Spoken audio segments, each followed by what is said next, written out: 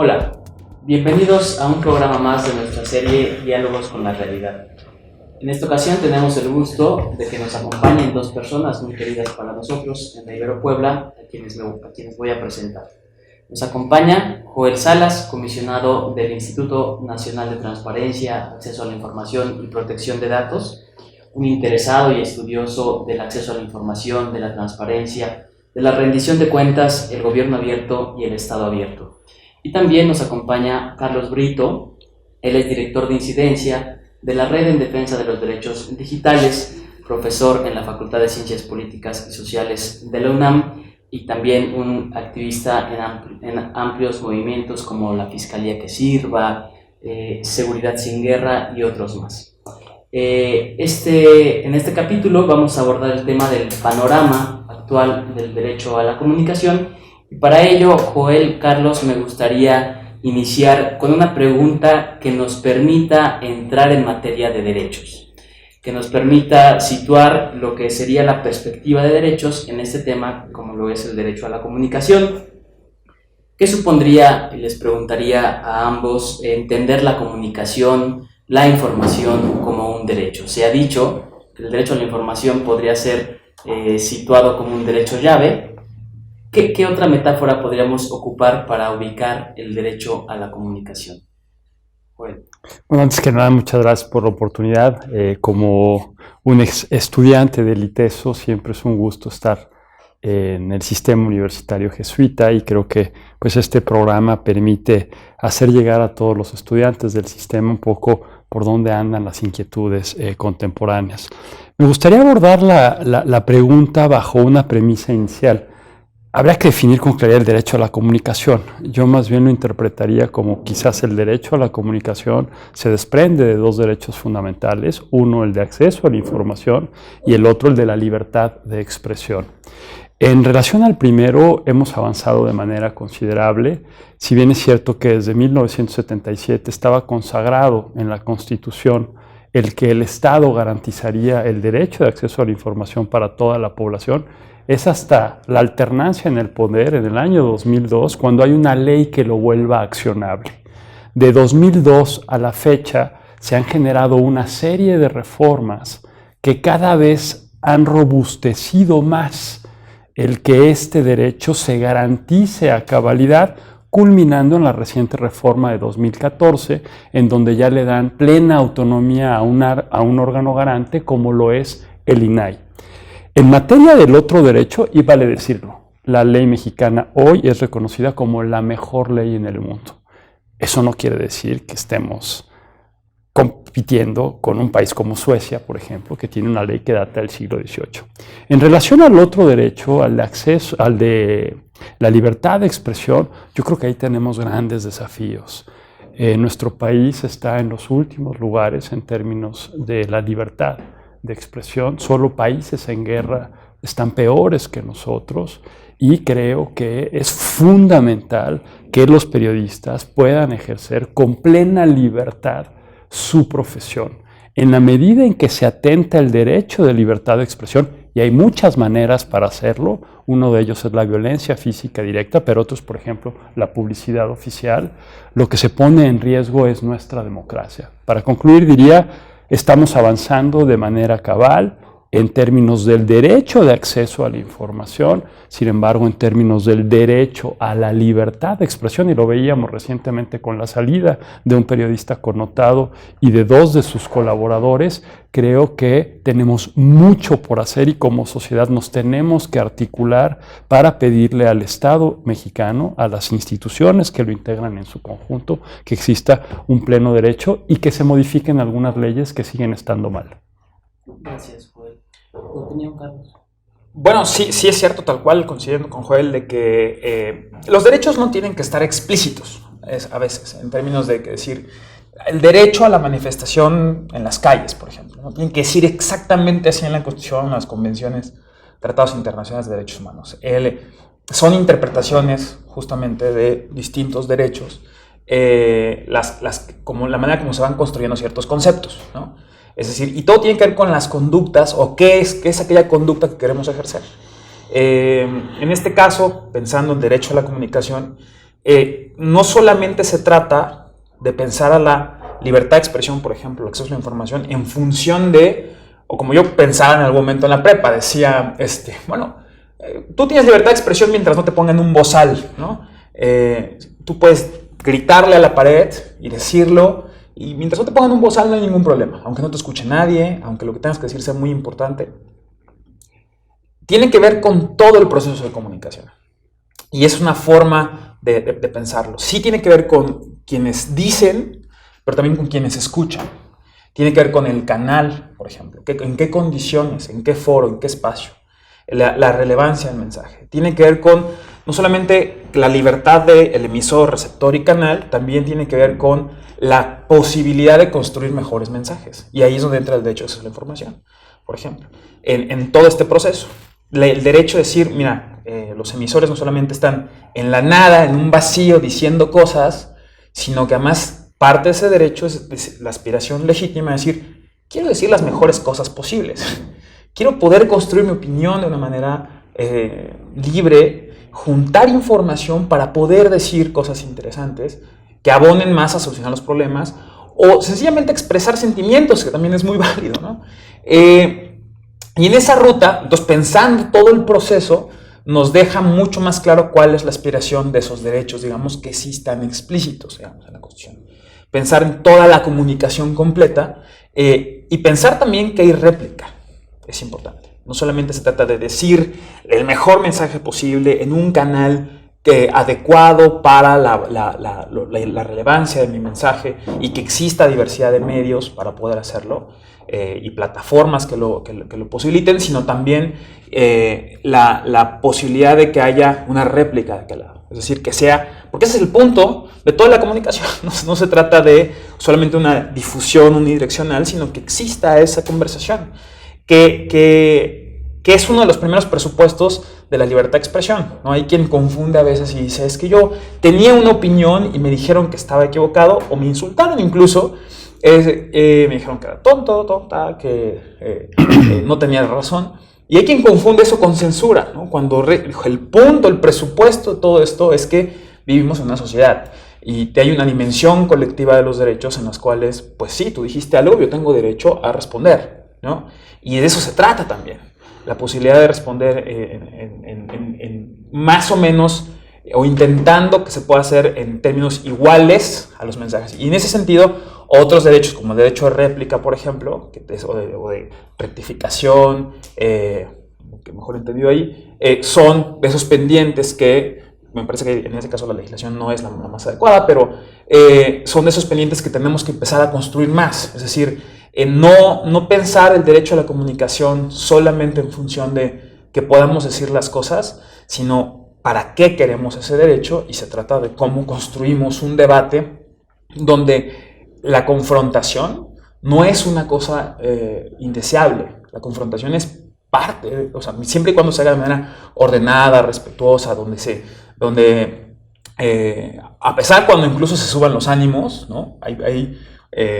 Y se pueden decir cosas que a veces no nos gustan y sean incómodas, es parte de la democracia, viene con el paquete. A veces cosas incómodas y a veces tener respuestas que no queríamos escuchar es parte de ese presupuesto. Y creo que ese es el siguiente paso, el aceptar que la deliberación pública tiene su parte también un tanto fea. Y lo digo porque justamente estamos viviendo un momento en el que la comunicación empieza a ser pensada desde un punto de vista como decir, uy, creo que nos pasamos, creo que tenemos demasiada libertad de expresión en redes sociales, o hay gente diciendo noticias falsas, etc. Entonces empiezan a generar ahora discursos que lo que intentan decir es, híjole, toca ponerle límites, ¿no? Y mientras que en efecto ningún derecho es absoluto, tampoco significa que cualquier restricción es válida. Introducir la perspectiva de derechos me parece que nos permite identificar que este asunto de los derechos en general, los derechos fundamentales, pues se van conquistando, se van construyendo, se van reconstruyendo. En ese sentido, has dicho, Joel, que ha habido un amplio avance de la normativa en torno en particular al acceso a la información pública, como un derecho, uno de estos dos derechos que tú comentabas, mientras que por otro lado está el tema de la libertad de expresión, donde pareciera que independientemente de los marcos jurídicos hay amenazas en el entorno. Me gustaría que pudiéramos identificar, en primer lugar, esas amenazas y, en segundo lugar, qué retos tenemos, por un lado, en el entorno social, pero también en el ámbito legislativo, para poder garantizar de mejor manera estos derechos de los que estamos hablando. A ver, introducida la noción del derecho a la comunicación como un concepto, yo lo vincularía mucho al concepto de espacio público. Y tradicionalmente en nuestro país, digamos que el gobierno, el Estado, tuvo el control de los medios de comunicación y entonces, siguiendo con una metáfora que estaba implícita en los argumentos de Carlos, la comunicación no era dialógica, sino que era unilateral. Yo creo que lo que hace el componente de la revolución en las tecnologías de la información es obligarnos a las instituciones a que dialoguemos de manera dialógica, valga la redundancia, con la población. Y en ese sentido, pues creo que hay algunas instituciones que siguen queriendo dialogar de manera unilateral y es ahí en donde tenemos como ciertos problemas. ¿Por qué? Porque el tono no gusta. ¿Por qué? Porque se quiere condicionar o coartar cierto tipo de contenidos y cierto tipo de mensajes. Y es ahí en donde nosotros analizamos que, por ejemplo, los periodistas, cuando cubren la fuente en ciertos territorios del país en donde se tienen los mayores índices de corrupción, los mayores índices de crimen organizado, se producen los mayores fenómenos en donde se atenta contra su libertad de expresión o bien en donde hay incluso pérdidas humanas. Entonces creo que en primera instancia hay que salvaguardar la integridad de los periodistas y por más que haya protocolos y que exista una comisión especializada de investigación, los actos más recientes han generado suspicacia de qué tan bien están implementadas esas investigaciones, qué tan bien está operando el fondo específico que tiene la Secretaría de Gobernación para poder garantizar la seguridad de estos periodistas. Entonces yo creo que ahí tiene que haber una coordinación intergubernamental. Otro tema creo que muy importante es la relación que hay entre los gobiernos y los medios de comunicación. Tienes gobiernos que gastan más de 1 millón de pesos diarios en publicidad oficial. Y si tú agarras y ves que, por cierto, Manuel Guerrero, un académico de la Ibero México, está por sacar un estudio en donde ya no a partir de supuestos, sino con un análisis minucioso de las notas de distintos medios, tanto electrónicos como impresos, se da cuenta y describe cómo sí se condiciona la pauta de ciertos medios en el momento en que reciben publicidad oficial.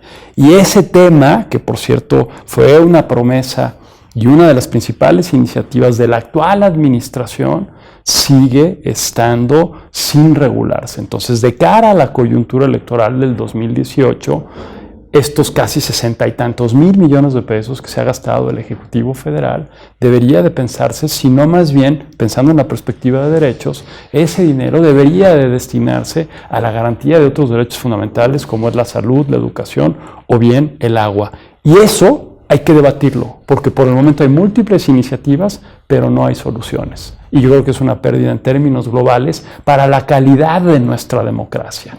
Lo decía con mucha precisión Sartori hace muchos años en su libro Homo Videns: la naturaleza misma de la televisión hace que todo gire en torno al espectáculo. Entonces no hay calidad en el debate público y eso es algo que hay que regular.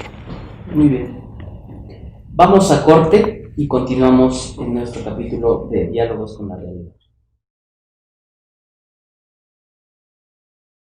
Regresamos a este capítulo de Diálogos con la Realidad en la que estamos abordando el panorama actual del derecho a la comunicación. Carlos, me gustaría preguntarte, en tu intervención anterior abordabas el tema del conflicto, el tema del disenso, qué tanto estamos como sociedad acostumbrados a ello, y me gustaría darle continuidad a la pregunta que hacía antes del corte, en la que planteábamos cuáles son las amenazas cuáles son los retos que están alrededor del ejercicio de estos derechos, como lo son el de la comunicación, el de la información. Me gustaría que lo pudieras abordar desde tu participación en una organización de la sociedad civil, que es la Red en Defensa de los Derechos Digitales. ¿Frente a qué se han topado desde este campo? Bueno, hay parte de la discusión en materia de los entornos digitales es que avanzan muy rápido las estrategias y los mecanismos para generar formas de censura, ¿no? Son muy directas, son indirectas.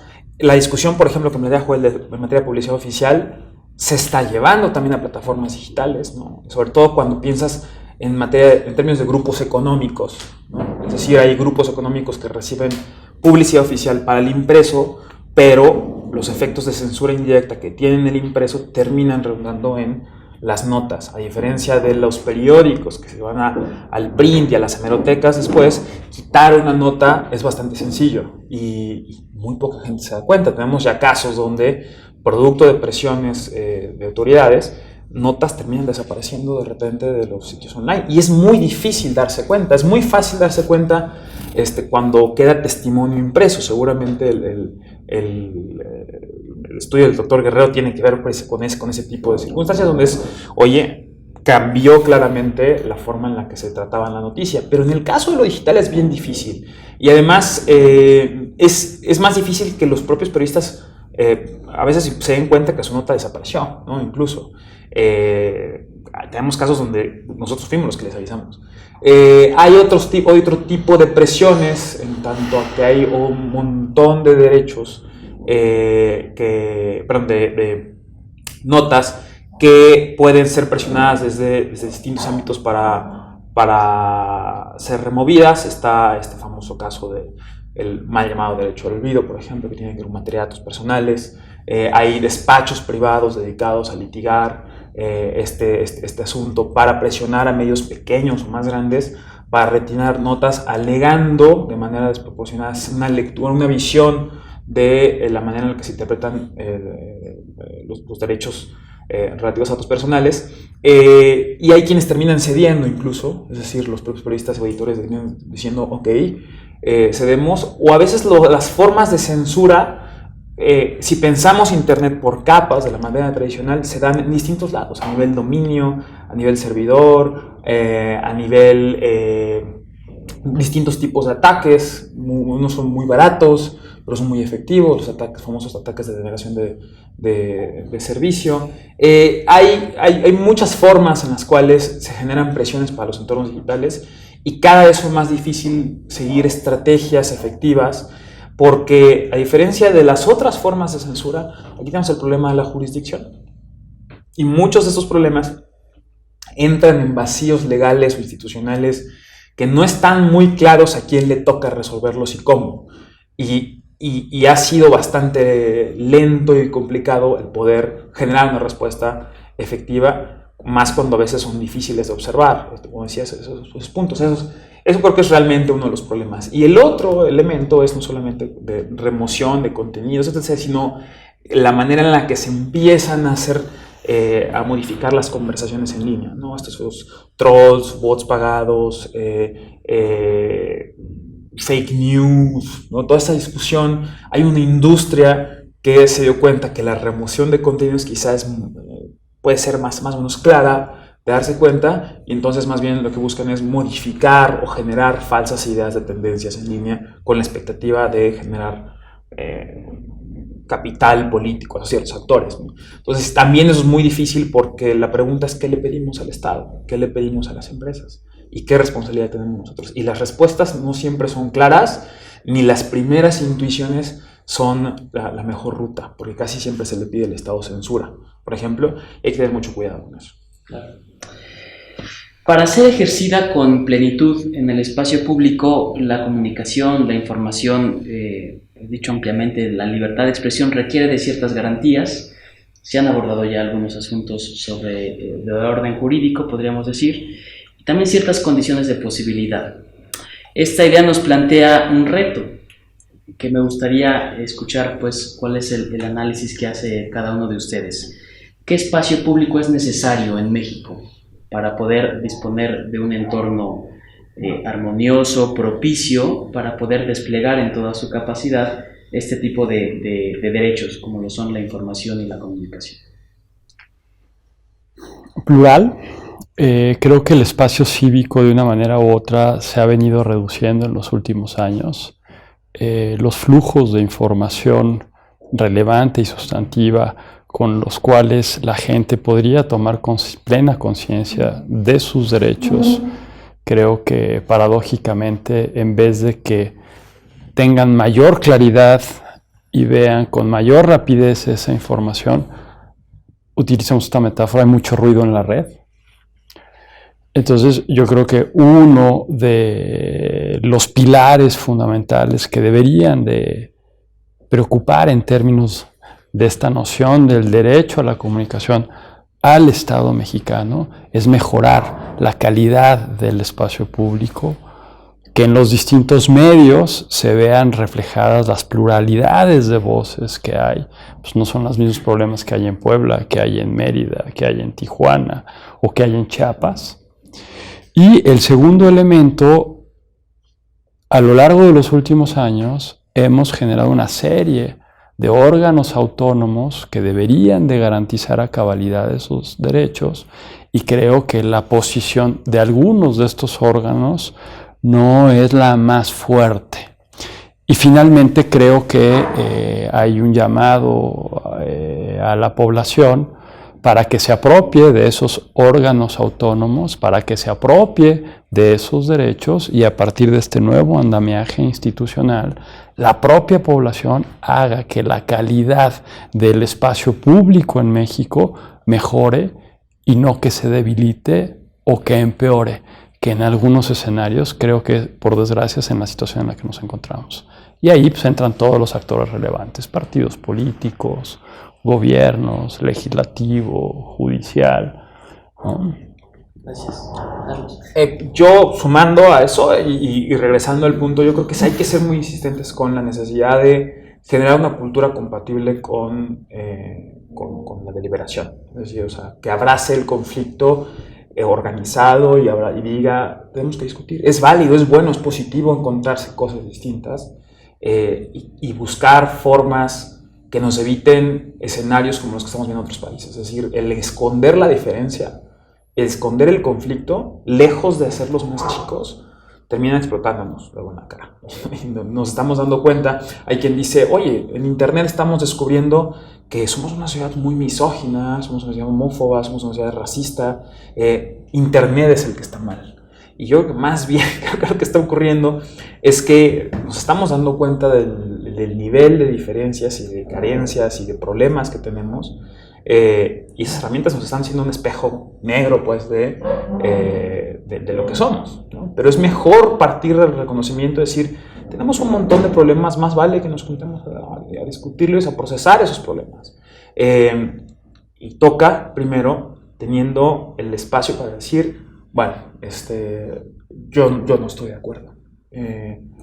Digámoslo, y apreciemos esa posibilidad. Hay una cultura que evita la discusión, que segrega, que toma adjetivos, los lanza contra su contraparte, de tal modo que se aíslan, ¿no? No quiero escuchar cosas que me hagan sentir incómoda. Y si afirmamos esa cultura de evitar el conflicto, de evitar la deliberación, de evitar la discusión, o bien empezamos a terminamos en una ruta donde también evitamos los datos, evitamos la información, como evitamos una discusión con argumentos científicos, ¿no? con algo que, o mecanismos de validación de los argumentos que no pasen por unas rutas que nos acercan hacia lo que estamos viendo en Estados Unidos, por ejemplo, ¿no? Donde ya el encono, aparentemente de cierta cultura que evitó la confrontación, pues terminó haciendo que lo que se llaman las cámaras de eco, ¿no? Es decir, vivimos en sociedades donde solamente nos hablamos entre los que estamos de acuerdo, y por tanto creemos que así es, y cuando nos encontramos con la realidad, porque cada persona vota, y cada de esas personas que no conoces y que están en otra cámara de eco también votan, las decisiones terminan aparentando como una locura, ¿no? ¿Cómo yo vivo en este país? Entonces yo creo que esa cultura hay que transformarla. Es bueno tener diferencias, pero es mejor procesarlas de una vez que después.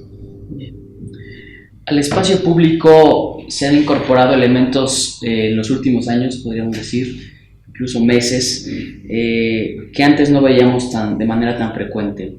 Tú comentaste hace ratito el tema de las fake news, está el tema del espionaje como una amenaza latente, está el tema también de las filtraciones como el caso ya de hace algunos años, Wikileaks, quizá más recientemente los Panama Papers. ¿Cómo dialogar con estos procesos? ¿Qué desafíos nos presentan este tipo de procesos a la hora de pensar en un espacio público más plural, en un espacio público más abierto al disenso, a las diferencias, y que no termine siendo un conjunto de espacios públicos atomizados, ¿no? Sino más bien pensar en algo pues que alcance no solo a incluir, sino que nos permita convivir a todos? El espionaje es deleznable. En un Estado democrático es imposible que se haga un espionaje. Y si, para seguir con la línea de argumentación, si con el espionaje lo que se busca es desactivar el disenso, creo que hay una regresión en términos democráticos. Las intervenciones telefónicas o cierto tipo de espionaje pues está autorizado bajo procedimientos claramente regulados, en donde por lo menos tiene que haber una autorización judicial, es decir, los estados en materia de seguridad nacional pueden desplegar este tipo de instrumentos, pero tienen que ser proporcionales. Entonces yo ahí creo que el espacio público, cuando no se da certeza y certidumbre de cómo el Estado utiliza este tipo de instrumentos, tiende a vulnerarse. Vivimos en una tensión. Por un lado, el monopolio que antes tenían los estados para comunicar y para determinar los contenidos sobre los cuales se generaba la discusión en el espacio público se han pulverizado. Sin embargo, la calidad del debate público también se ha reducido porque tenemos todos estos fenómenos en donde, pues a través de redes sociales, tiendes a interactuar con la gente que le gusta la forma en cómo tú piensas, que tiene más o menos los mismos hábitos, y esto, como lo señalaba bien Carlos, genera una especie de espejismo, dando por sentado que la realidad, whatever that means, como dirían los americanos, está constituida a partir de los patrones que tú estás consumiendo en términos de información a través de las redes sociales, o bien los famosos fake news, dar por hecho, literal, ciertos hechos como verdaderos cuando fueron falsos. Y ahí nuevamente, el dispositivo inherente a toda democracia es que se pueda deliberar sobre los principales problemas, pero también sobre su posible respuesta. Entonces, al final, creo que, y es uno de las encrucijadas en las que nos vamos a enfrentar en el corto plazo con la elección de 2018, es cuál es el proyecto de país que queremos hacia adelante.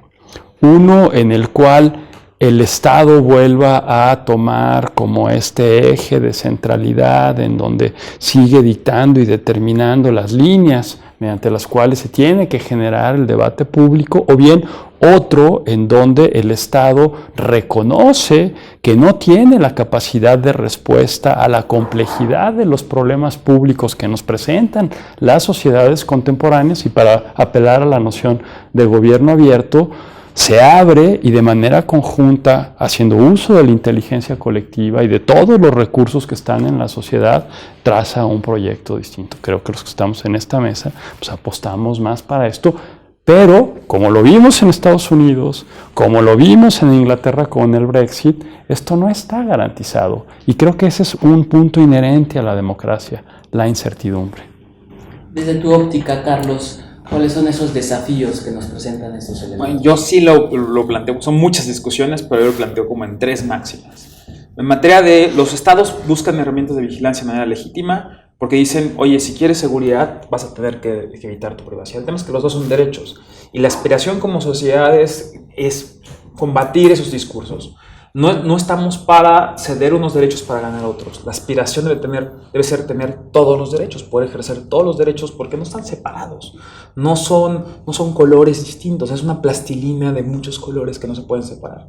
En el tema de los filtradores de información, como dices, ahí el valor es el interés público. La gente que está dentro de las instituciones y que ve cosas inaceptables y decide, como corrupción, impunidad, violaciones de derechos humanos, que decide filtrarlas porque hay un interés público, esa gente es muy valiosa. Son funcionarios, son servidores públicos, incluso gente en el sector privado que está intentando defender el valor último de esa institución, que es servir a un interés, a un bien común, un interés general.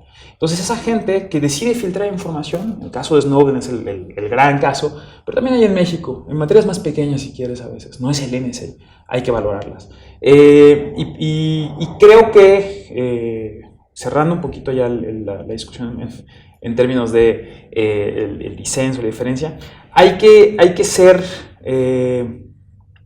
pensar en que las tecnologías de la información, la comunicación, en última instancia son solamente una extensión de nuestras propias capacidades, ¿no? Y no son un ente ajeno. No hay un mundo virtual y no hay un mundo real. Somos las mismas personas ejerciendo derechos en plataformas distintas. Si empezamos a pensar en términos de que las plataformas de comunicación y la vida real son la misma cosa al fin y al cabo, porque son personas que sienten, tienen, te duele igual que te mienten la madre en internet, pero en la vida real, empezamos también a trabajar la discusión sobre de que es menos importante lo que ocurre en la virtualidad que en la realidad. No hay que tomarnos menos serio lo que ocurre en las redes, lo que ocurre en internet, porque esa es una tendencia también me parece que hay que abordar. Somos finalmente el centro, siempre son las personas y sus derechos. Tenemos un par de minutos aún. Me gustaría conocer cuál es su balance en torno a los acontecimientos de septiembre, concretamente el tema de los sismos, y de qué manera la transparencia puede abonar en la gestión de este tipo de crisis. El INAI ha tenido una participación importante en este sentido. Seguramente también desde la propia experiencia, Carlos, nos podrías compartir alguna idea muy breve. A ver, a diferencia del 85, creo que el gran detonador que permitió rearticular la solidaridad en esta ocasión, sin duda, fue el componente de las tecnologías de la información. Muy rápidamente la gente pudo decir, aquí hace falta tal cosa, y luego proveerla. El problema hoy viene de cara a lo que sigue, la reconstrucción. Esa solidaridad se ha demostrado con buena parte de donaciones. Vendrá la discusión en el Congreso de la Unión sobre la rearticulación del presupuesto para poder generar los 50, 60 mil millones de pesos que costará la reconstrucción. Yo creo que lo que quiere la gente es tener certeza de que en efecto esos recursos lleguen a quien los necesita, de que somos capaces de hacer las cosas bien, que esos recursos no se van a utilizar para mantener aceitadas clientelas políticas y que finalmente la gente pueda calificar la acción del Estado como que el Estado estuvo a la altura de las expectativas de lo que la gente en los hechos durante la coyuntura de los sismos demostró que podía hacer.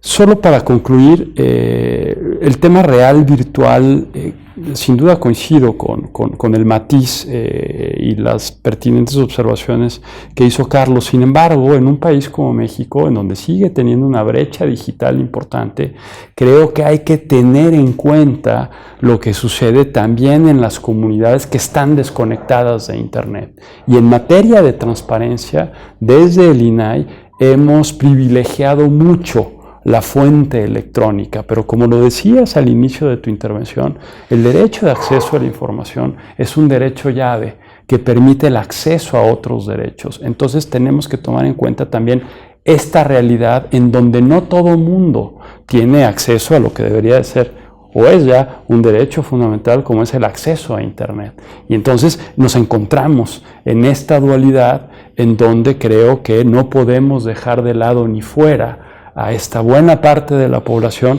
que justo es quien más necesita información básica, como por qué no están los medicamentos en mi clínica comunitaria, por qué no están los servicios básicos en la escuela a la que llevo a mis hijos. Y bueno, pues ahí simple y sencillamente dándoles esa información en un papelito de dónde debería estar, ellos pudiesen articularse y exigir que en efecto estén garantizados en la práctica y en el terreno esos derechos. Gracias. Yo creo que, a ver, partamos de la realidad, que no hay credibilidad en el gobierno federal, no hay credibilidad en los gobiernos estatales, no hay credibilidad en los gobiernos municipales. De hecho, están plagados de un montón de problemas, ¿no? Y la sociedad lo que busca siempre, la constante es cómo le hago para llevar la ayuda a quien lo necesita en serio, evitando los mecanismos formales, digamos, que para eso están. O sea, partamos de que la emergencia nos evita la discusión de momento de decir, híjole, ¿cómo hacemos que estos gobiernos funcionen? Que no hay que dejarlo. Pero lo que es cierto es que lo que ha ocurrido es que ha habido esfuerzos ciudadanos que suplen la labor del Estado, la verificación de información, por ejemplo.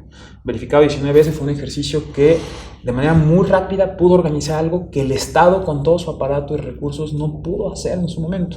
En un momento de crisis tan importante, donde podían hacerlo, tenían herramientas, las mismas herramientas a la mano, ciudadanos lo podían hacer. Hoy, por ejemplo, hay un montón de carencias en torno a cómo la reconstrucción sí, pero antes tiene que haber planeación, organización. ¿Se puede reconstruir en esos lugares? ¿Cuáles son las condiciones de la mecánica del suelo de estas personas? ¿Por qué se cayeron las cosas? ¿Quiénes fueron los responsables? ¿Con qué información contamos?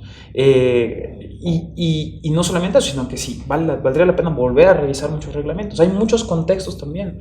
Los edificios de la Ciudad de México son una cosa, pero la zona del centro de Jojutla es otra, la zona cercana al epicentro es otra. O sea, son muchos contextos con realidades bien distintas. O sea, tenemos temas de narcotráfico, tenemos zonas más bien agrícolas, tenemos zonas donde sí hay infraestructura pesada. O sea, es la opción de creer que solamente hay las grandes líneas que están emitiendo los gobiernos van a resolver las cosas y no caer en la realidad de que sí nos toca a nosotras y a nosotros el resolver las cosas que tenemos enfrente con sus contextos, con sus liderazgos, con sus comunidades, generando organización. El no reconocer eso, que esa es la responsabilidad, nos puede llevar a una peor tragedia, porque esto va a seguir pasando. Y Oaxaca es el caso. Oaxaca es el caso que tienen sismos, inundaciones, vienen huracanes y van a seguir ocurriendo más problemas. Entonces, lo que es importante ahorita es cómo como sociedad nos llevamos la tarea de que la agenda mediática internacional va a seguir moviéndose. La agenda mediática nacional va a seguir moviéndose. Pero las realidades de las personas, que son años para rearmar sus vidas con una nueva normalidad, esa no se va a ir. Y le toca a la gente y nos toca a nosotros tomar cartas en el asunto. Muchísimas gracias, Joel, Carlos, por las ideas puestas sobre la mesa, por esta conversación. Ha sido muy agradable estar con ustedes. Y al público, pues les agradecemos su atención y les esperamos en el siguiente capítulo de Diálogos con la Realidad.